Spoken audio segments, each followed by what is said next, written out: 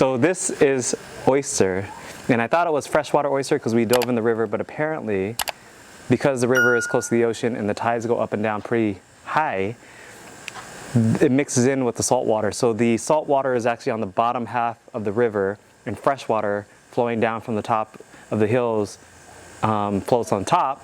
So depending on the tides, this grows in the saltwater section. So we're able to dive to the saltwater section on low tide and pry these away from the concrete pillar. And we were able to get a few of them. And earlier we tasted it, and it is really salty. I mean, really salty. I had to spit the juice of the salt out because it surprised me. But I gotta tell you what, the meat of this is really sweet and actually was really clean. Because the farmed ones that we get in Cali, I don't know where they exactly come from, but the ones that are from Cali, it has the brown or black guts in it. That's a lot more prominent than this one. So this is fresh, organic, from the river, hand-picked this morning. And I wanted to make a special sauce for you. This is the sauce that my mom makes for seafood. It's a Khmer sauce, South Asian inspired, with Thai seasonings and Cambodian seasonings, and the flavors. Pretty much we're family down there. So I'm going to show you what it is. So pretty much you take some garlic and you peel it, and then what this sauce does is we're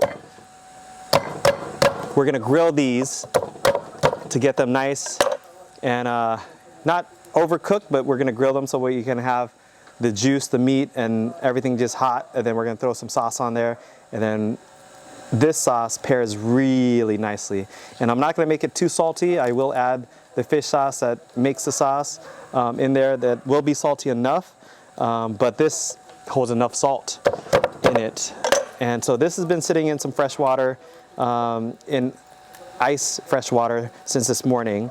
I don't know if that affects it, but they look great, and they are in a climate where there's fresh water that runs through the river, so I think we'll be fine. Again, CC, something like that. What? Talaba. I call it fresh oyster. Some people know this as bilats. I think bilats might be Tagalog. What? Bro, what are you talking about, man? Bisaya? Yeah, bilats. Yeah, I know what it is. Look, they don't know that I know what it is. They don't know. So that's what the friends call each other, the girls. They call each other bilats. All right, so we got some garlic peeled, and then I'm gonna throw some sugar in here. And you can throw a generous amount, like 2 tablespoons. I've got about 4, 5, 6 cloves. And then you smash this into a pulp with the sugar, and it'll make it a consistent, sugary, garlicky pulp. And then I add the peel, but you want to use the meat and the pulp of the lemon or lime that you're using. There's not lime here, so we're going to use lemon, which is weird that they have these little citrus things called calamansi, but they don't have lemons, and when you do find them in the stores, they're really expensive. So, or limes. So we're going to use lemons here. So you can use just a sour fruit or a sour citrus. So what I do is I cut the outside, I come in and I scrape all the meat. There's going to be a lot of seeds, which, guys, growing up in the US and having so much like food there, I used to think that fruits and vegetables were not good if they had seeds because they're inconvenient, but I soon came to realize as I got more wise that all of it is GMO, genetically modified, and they're made to be convenient. And so I don't trust that stuff. I trust the natural stuff. So these seeds are welcome to me, and I'm happy to see them in my dish. I'll pick them out, I'll do the extra work, so long as I get it the way God intended it to be. Not knocking the GMO scientists and stuff and some of their intent, but sometimes I think commercialization and industry takes over more so than the intent that it was created for, and greed kicks in. So I'm just happy to see this here. So now that this is pounded to a pulp, right here, so you have this consistent pulp of sourness. I'm gonna pick out a lot of these seeds. I might miss a few, but what you wanna do is take the pulp of the lemon and the juice of the lemon without the skin of the lemon and without the, what do you call that stuff that's in between each slice, the clear part that holds it all together? Comment below and let me know what that is. Teach me something new. I'm just copying what my mom did, and she's the best cook in the world to me. And I can't wait for you guys to try this, because over here, how do you guys eat the oysters? What do you guys do? Kilo. Yeah. Everything. Or put in the, or stir fry. Oh, okay. So let me tell you what I've learned how they cook over here. Everything's either stir-fried or fried or stewed or soup, so that's 4. And then if they eat it raw, everything is what they call kinilau, which is like a vinegar base to kind of preserve it or to cook it in vinegar, acid. And those are the 6 dishes that is repeated over and over and over. So, so I like the variety, growing up with the variety, and maybe it's just where I grew up, because in California we're a melting pot of culture, from Mexican food to Asian food to American food to Jamaican food to everything that you can think of.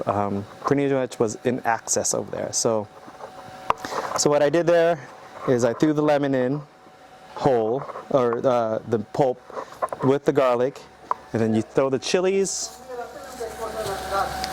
So there's sugar, and then the chilies will get pounded in also. And then what I like to do is just top everything.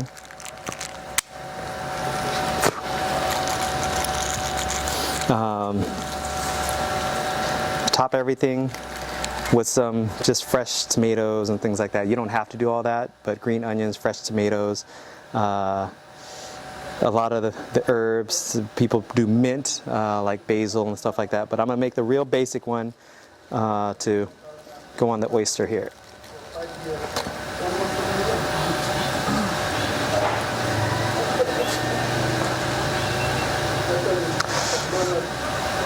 So I like my stuff spicy, so I just keep adding chilies.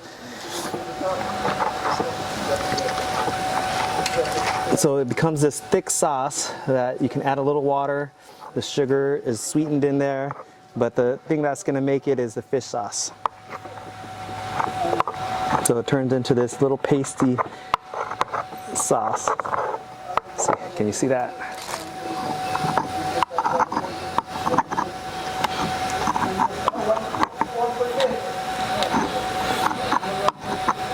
So we're going to add the most important ingredient is the fish sauce.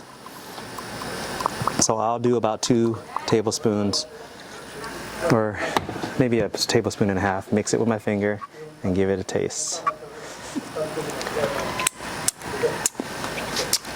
Damn, that's good. All right, I got, Wunyak, take off your mask. Take off your mask and try this, because you're the ones that went with me to catch the oyster, and Carl's got to try this too. Here.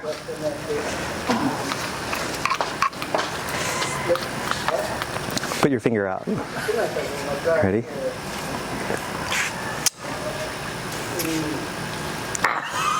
Spicy. Sweet, spicy, and then wow. Good? And then Now that's going to be salty, so when you put it together, yeah. it's going to taste fresh. Now let's fire up the grill, relax, and go enjoy ourselves.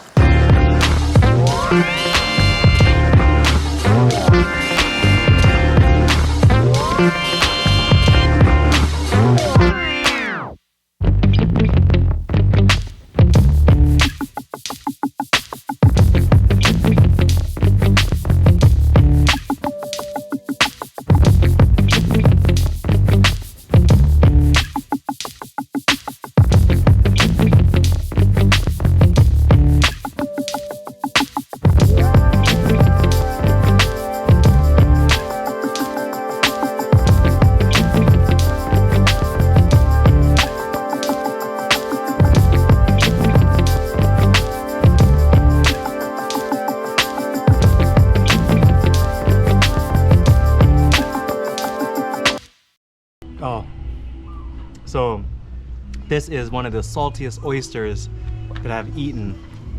The brine though is really good. Like it's just so salty. So this sauce that we made, perfect balance of spice, sour, freshness, garlic, cuts through the saltiness and it balances it out. So go heavy on the sauce and the brine and the saltiness is delicious. So can't wait for these guys to try it.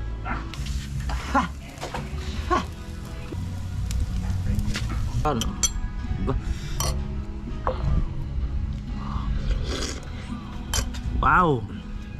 Put lots of sauce, okay? How's it with the sauce? Yeah. The sauce makes it, right? So the way we open it, we go from the back. Yeah. You go from the back and you pop it, and then it breaks the muscle, and then you can open it like that. See? Ooh. Yeah, tip 101. Version 1 of the team. Version 2 right here.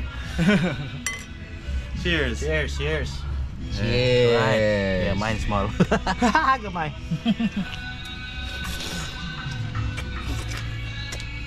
Wow. Ah. Wow. So very limit. Yeah. Alright guys, thank you for following us on this pursuit of oysters today. That's the idea, guys. I just got another breakthrough. So that's an epiphany, guys. And that's the great thing about doing this with guys that you guys love, that we love, is this, you get to have fun, you get to live life, we get to kind of share that with you, so thank you so much. Look at him, he got the perfect piece. Yeah. Because that one, the saltiness already dried out, Yeah. so it's in there. Oh yeah. What is It's growing something. I don't know. Eat with precaution. Woo! What is this?